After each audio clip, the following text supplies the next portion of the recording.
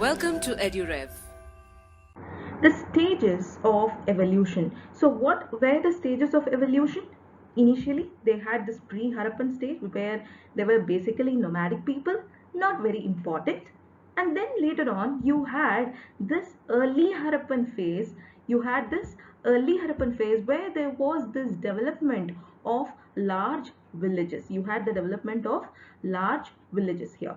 And later on, we had mature Harappan phase, which is very, very important, my dear friends, because here is where you have the great cities emerging. What sort of cities? You have the very famous cities like whatever you have read before, Kalibangan, be it Harappa, be it Mohenjo-daro. It was all the mature Harappan phase where you had the elaborate town planning, the urban settlements, and so on. And finally, we are going to read about the late Harappan phase, which is going to be the focus for the lecture for the day, where you are going to witness the decline of IBC. Post-urban phase or the later Harappan phase of IBC is where you had this declining or the waning phase, what we call as the waning phase of IBC appearing. So the Harappan culture, it seems to have flourished until some period. Say for example, you can say that up to this period of 1900 BC, we had a good flourishing phase. But between this 1500 to say around 1300, we had a very declining phase of the Harappan culture. Its remarkable urban phase began to fade away, what we call it as the sub-Indus culture. And later on, the culture became, in the late Harappan phase, it became primarily Chalcolithic. What is Chalcolithic? Chalcolithic is wherein you use copper tools.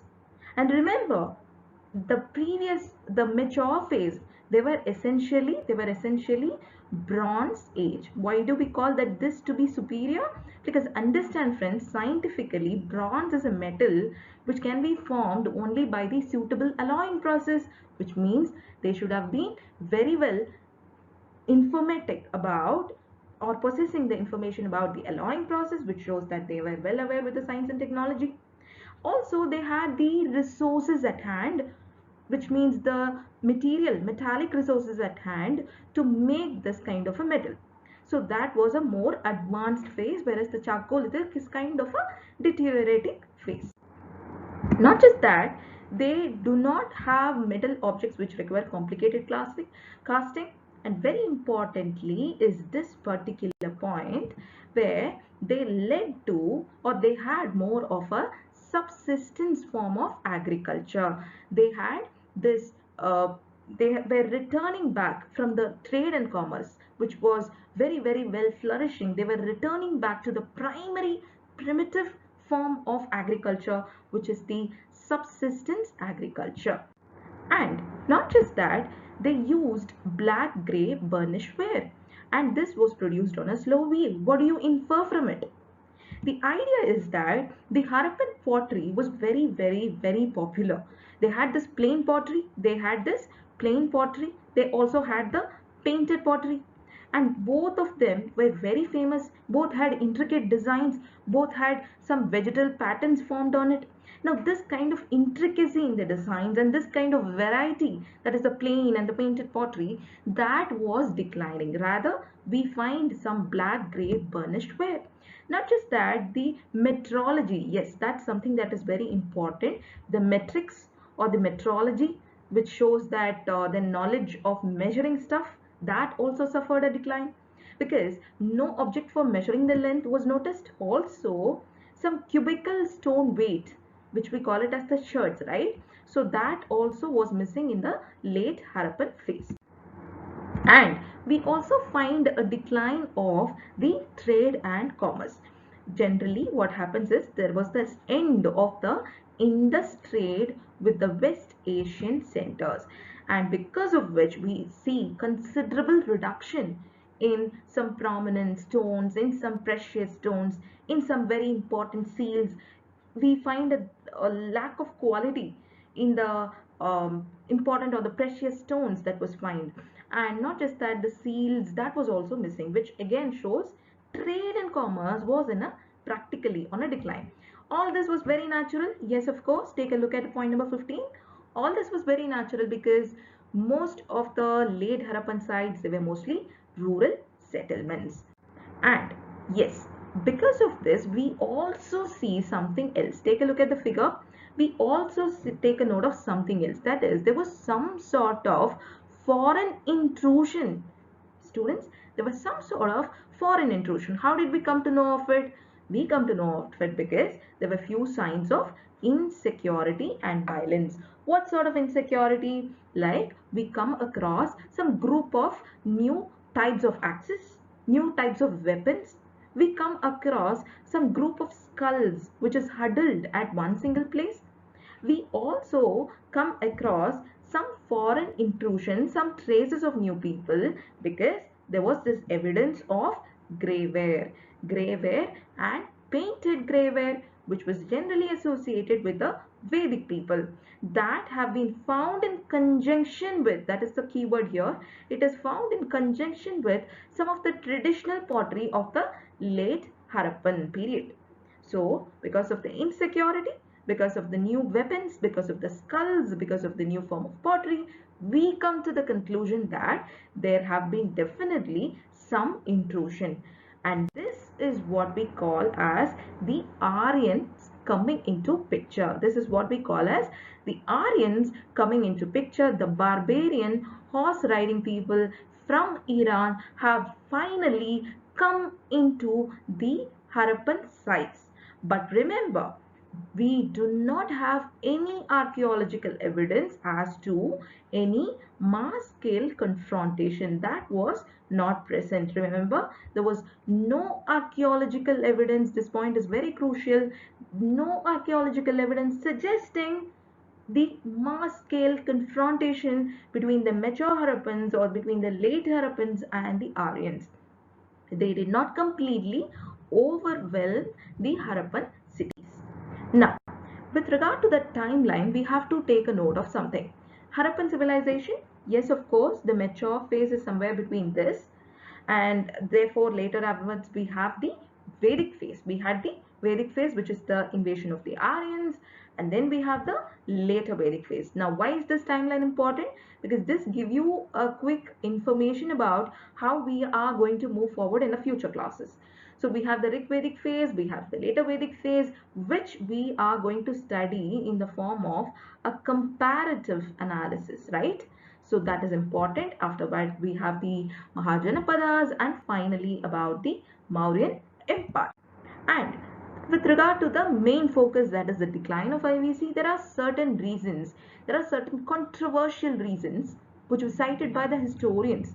The major controversy, students, the major controversy was whether it ended suddenly or whether it ended gradually.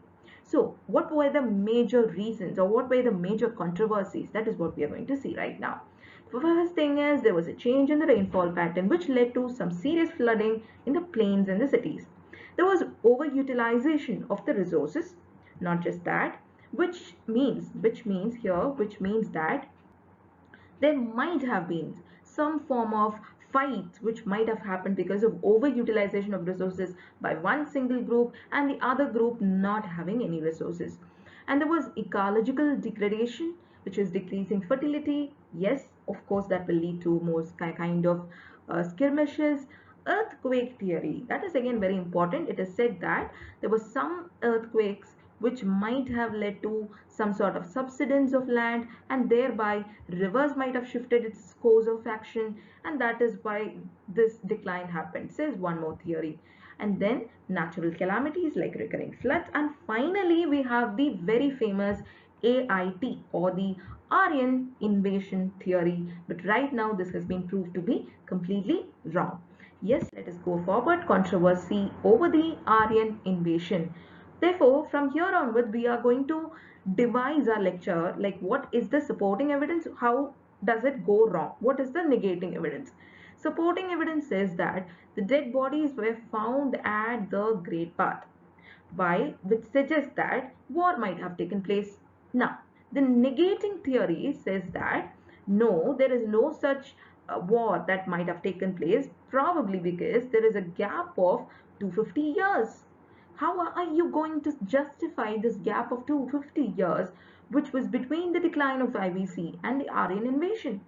There are no evidences of weapon production and mass burials. That's another evidence.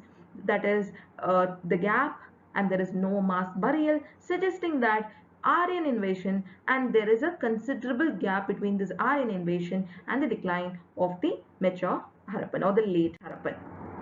Controversy over the flood theory.